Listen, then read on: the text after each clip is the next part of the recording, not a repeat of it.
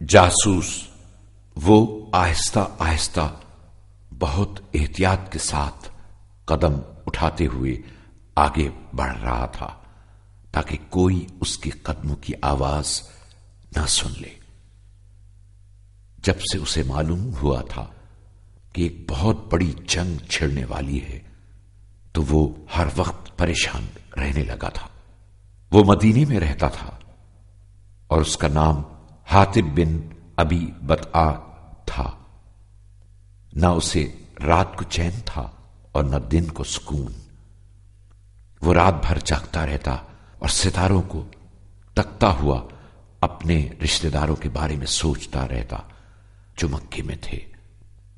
وہ اپنے دل میں کہتا، اگر سچ مچ جنگ شروع ہو گئی تو میرا گھر تباہ ہو جائے گا۔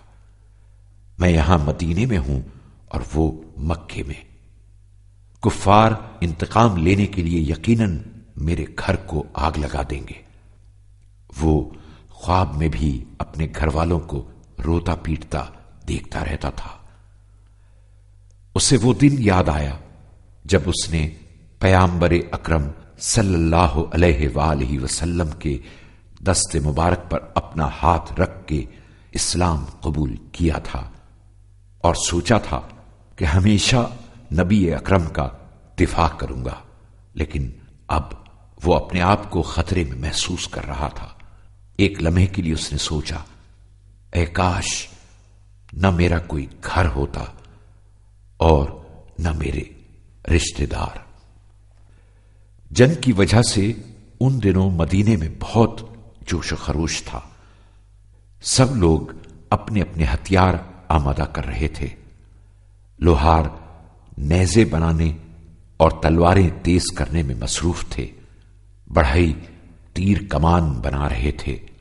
وہ مسلسل یہی سوچ رہا تھا کہ یہ تیر اور یہ تلواریں ایک روز مکے کے کافروں کے سینوں میں اتر جائیں گی اور پھر وہ لوگ مسلمانوں سے انتقام لینے کے لیے میرے بیوی بچوں کو مار دیں گے۔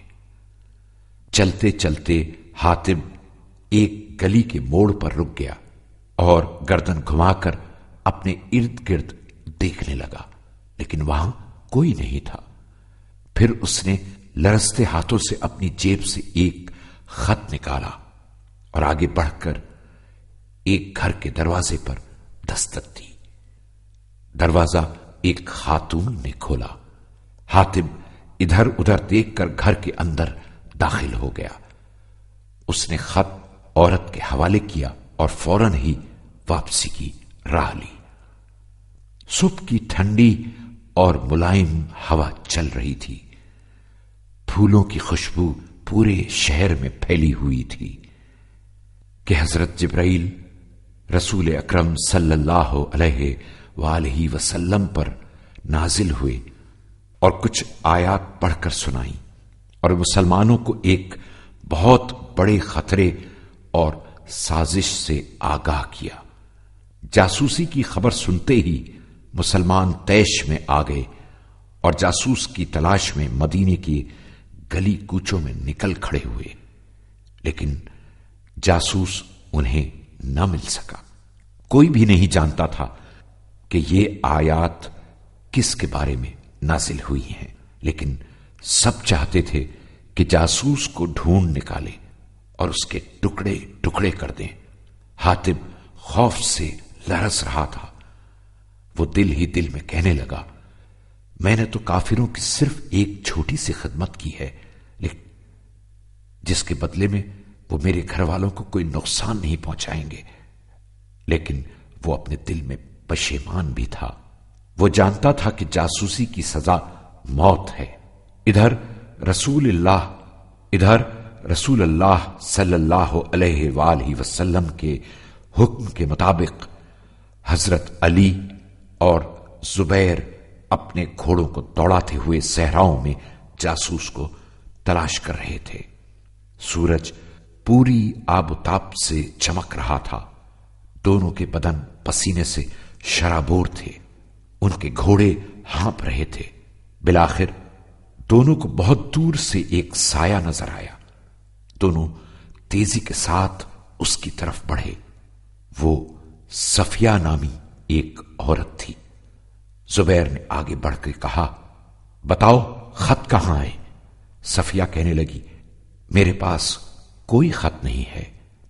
وہ بہت پرسکون تھی اور قسم کھا رہی تھی کہ اس کے پاس کوئی خط نہیں ہے۔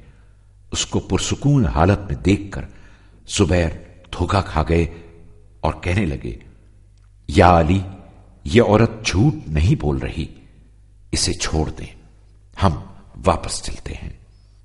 حضرت علی اپنی جگہ کھڑے رہے اور فرمایا، لیکن پیغمبر اکرم صلی اللہ علیہ وآلہ وسلم کبھی جھوٹ نہیں بول سکتے۔ انہوں نے فرمایا ہے کہ خط اسی عورت کے پاس ہے، اور یہ بات رسول اللہ کو جبرائیل نے بتائی ہے۔ حضرت علی کی بات سننے کے باوجود صفیہ برابر قسمیں کھاتی رہی کہ وہ بالکل بے قصور ہے اور اس کے پاس کوئی خط نہیں ہے۔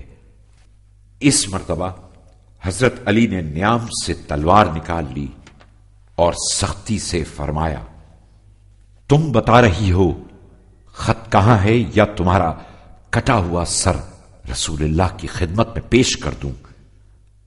عورت یہ منظر دیکھ کر خوف زدہ ہو گئی اور کہنے لگی، ٹھیک ہے، میں خط دے رہی ہوں، لیکن آپ لوگ ذرا دور ہو جائیں۔ پھر اس نے اپنے بالوں کی چوٹی سے بندھا ہوا خط نکالا اور حضرت علی کو دیتے ہوئے کہنے لگی، خدا کی قسم، اس میں میرا کوئی قصور نہیں ہے، یہ خط تو مجھے حاتم نے دیا ہے۔ جب مسلمانوں کو اس بات کا پتہ چلا تو ان کو بہت غصہ آیا اور خونخوار نگاہوں سے حاتم کو گھورنے لگے۔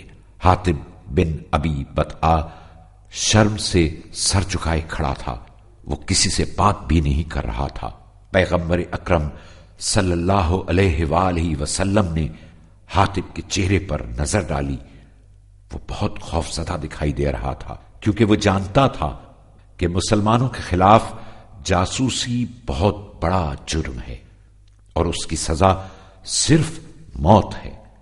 پیغمبر اکرم صلی اللہ علیہ وآلہ وسلم نے ایک قدم آگے بڑھایا اور حاتم کے کاندھے پر اپنا دست مبارک رکھ کے فرمایا، حاتم، یہ تم نے کیا کیا؟ حاتم نے سر اٹھا کر رسول اکرم کی طرف دیکھا۔ اس کی آنکھوں سے آنسو جاری تھے۔ وہ اٹک اٹک کر کہنے لگا، خدا کی قسم، میں جاسوسی نہیں کر رہا تھا۔ میں جانتا ہوں کہ مسلمانوں کے خلاف جاسوسی بہت بڑا گناہ ہے، لیکن میں نے یہ خط صرف اس لیے لکھا تھا کہ مکے میں کفار میرے گھر والوں کو تکلیف نہ پہنچائیں۔ میں اب بھی مسلمان ہوں، خدا پر ایمان رکھتا ہوں اور آپ کو اللہ کا نبی سمجھتا ہوں۔ حاتم کی آنکھوں سے اشک جاری تھے۔ مسلمان اب بھی حاتم کو غصے سے گھور رہے تھے۔ حضور اکرم صلی اللہ علیہ وآلہ وسلم نے فرمایا، حاتم، توبہ کرو۔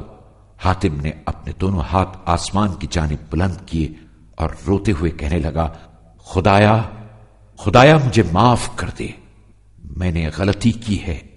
اس کے بعد حاتم نے خدا کا شکر ادا کیا اور اس کا خط اسلام کے دشمنوں تک نہ پہنچ سکا۔